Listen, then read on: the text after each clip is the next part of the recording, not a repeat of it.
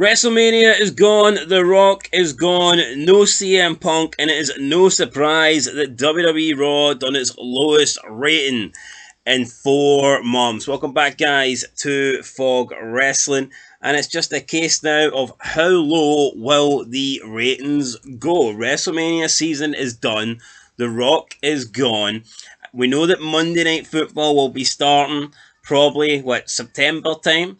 So the Raw ratings are probably going to get lower and lower and lower. And then by the time we get to Monday Night Football starting, we're probably going to see Raw, I think, in my opinion, drop to like all-time low ratings. I think we could be seeing 1.2, 1.1, and I'm sure the excuses will be flowing there. But let's talk about this week's rating then. So Raw, 13th of May, unlucky for some, unlucky for Raw, did 1.589 million with a 0.53 in the 18 to 49 demographic. Now this is Raw's lowest viewership since the January 15th edition, 2024. Now, again, apparently there was NBA on, there was NHL on, but that's just excuses, man, okay? These aren't big games. Even if they were big games, if you were putting on must-watch TV, if you were putting on a good show, people would choose wrestling, okay? Wrestling fans would choose a good wrestling show over a good game of fucking hockey or a good game of basketball. But Raw's not good. That's the problem here. So you've got a shite show going up against an actual sport where people don't know the outcome. I mean, you watch Raw. Yeah, I know it's predetermined. I know they treat it like it's a shoot. But pretty much everything is so predictable. I mean, Jesus Christ. I mean, where you're watching Raw, I mean, where's the surprises? You're looking at these King of the Ring and these Queen of the Ring tournaments, and I think I've predicted every single one correct so far. I don't think I've got a single prediction wrong in the King of the Ring, the brackets. So, like, where's the upsets? Where's the surprises? There is no surprise. Where's the storylines? There is no storylines. Where's the exciting stuff? There's nothing exciting happening. So, yeah, Raw this week is down 2% on last week's 1.619 million. It is this exact same on the demo, so no change in the demo. But, yeah, viewership down. Over the last 4 weeks, both viewership and demo are trailing as well. And when I was looking at the numbers for the YouTube clips, they were incredibly low. I mean, there was just no clip on YouTube that was doing good in the numbers. I mean, I remember building up to WrestleMania season, you'd get quite a lot of high clips. You'd see CM Punk and The Rock. Anytime they were in something, you were getting well over 1 million. I mean, within the first 24 hours, well over 1 million. Cody Rhodes was doing decent numbers. You had other things that were doing decent numbers. Roman Reigns, Bloodline, whenever they were there, they were doing good numbers. I mean, you look at this Raw here, you look at the YouTube clips, and there's absolutely nothing. There's nothing. Everything is just boring and shit and not very popular. But yeah, let's look at it then. So, as of the 14th of May, so we're talking about 5 minutes past 8, so we're approximately, I want to say, maybe 24 hours. So we're 24 hours since most of these clips have, approximately 24 hours since these clips were uploaded. In first place, we have, with 370,000 views, Chad Gable slapping Otis after Otis lost to Sami Zayn. I mean, when Chad Gable is your highest viewed clip, then that's when you've got an issue, 100%. Second place, Jey Uso versus Ilya Dragunov.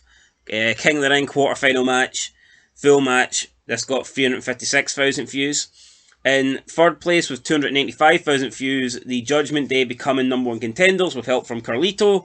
Fourth, we have 293,000. Damian Priest tells Drew McIntyre to blame himself. So here is Damian Priest, the so-called champion, the so-called main man on Monday nights, but he's not doing main man numbers. He's doing rookie numbers. He's doing bum numbers. This isn't a good rating. And it wasn't a good promo either. I'm sick of wrestling these days. When was the last time we actually got a good promo? There's nothing good. Everything's just like a shoot. Everybody tries to be edgy and they'll like address something from someone's like personal life and they'll try and like use it as an insult or a jab, and that's considered a great promo nowadays. I mean, this would never happen back in the day.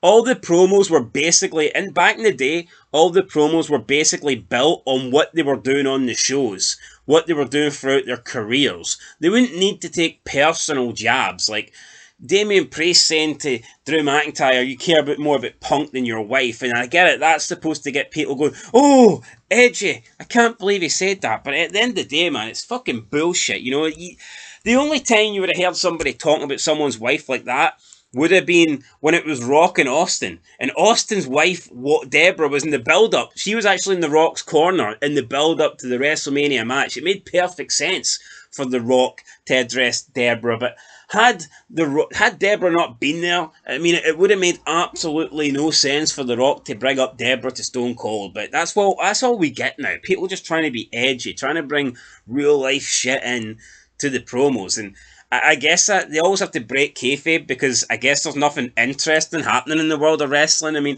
how could you have a promo based on what is actually happening on the storylines? There is no storylines. So how can you cut a promo based on a storyline? You know, it's like when Austin got ran over and you've got Mick Foley trying to find out who done it. The Rock. I did it for The Rock. You know, there's no stories going on now. So how can you base a promo on a storyline when there ain't no stories? You know, this is probably why they always break kayfabe and they always have to try and just do edgy insults because there's nothing else for them to do. There's nothing else for them to talk about. What's Damian Priest supposed to talk about? What? Oh, last week you had a good match. You're a good wrestler, but I wrestle better. You know, that's probably the only thing they can do because that's the only thing that they care about now. The wrestling standpoint, I'm a better wrestler than you. I mean, that works when it's like Bret Hart saying he's a better wrestler or Chris Benoit. But I mean, for your gimmick to be you're a better wrestler, then you actually have to be a fucking great wrestler. And I'm sorry, but the wrestlers today are not great wrestlers, despite Dave Meltzer and his fucking stars or whatnot. So anyway, let's move on. Fifth place, we had Becky Lynch slapping Liv Morgan. 222,000. Sixth place, Carlito questioning the Judgment Day's leadership, 203,000. Seventh place, 167,000. Lyra Valkyria helping Becky Lynch combat damage control Liv Morgan. And in eighth place, Chad Gable continuing to berate the Alpha Academy. That got 161,000. So that was the top 8 video clips from WWE's official channel. No Gunther in there. Gunther had a match against, I can't even remember, Kofi Kingston. Everyone talks about, oh, Gunther, the ring is sacred, the ring general. Well, where's the sacred fuse? Where's the sacred ratings? Nah, Gunther's a bum. Right? Don't put the belt on Gunther. The guy fucking sucks, and that's just a disaster. You put the belt on Gunther, man, and you've got this big, boring champion, and nobody wants that, man, right? The guy had a 2-year run with the IC belt. I never want to see Gunther as a champion again. I've had enough Gunther. He can go jump on his commander ship and fucking sail back to Germany for Slovakia. Fuck Gunther. Anyway, guys, there you go. There's your ratings.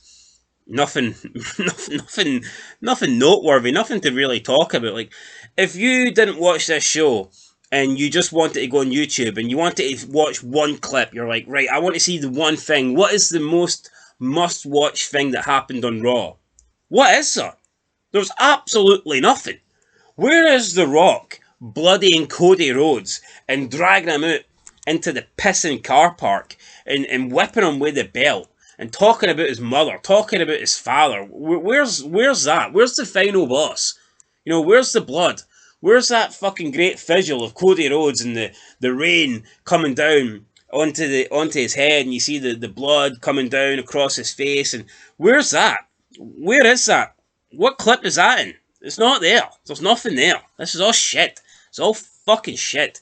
I'm gonna wake up and I can't wait to watch bloody Carlito help the Judgment Day. Also, I seen Carlito do a backstabber on the announce table. What a fucking moron. Why would you do that? Why would you do a backstabber on the announce table? How the heck does that punish your opponent more? All that does is fuck up your back. You know, it makes no sense. Like, why would you do a maneuver that on a table, a hard table, that you're taking all the impact from, and the opponent, it doesn't affect the opponent whatsoever.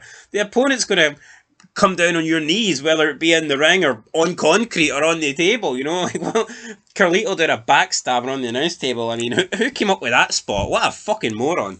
Anyway, that's it, guys. Let me know your thoughts down below. Catch you in the next one. Until then, peace.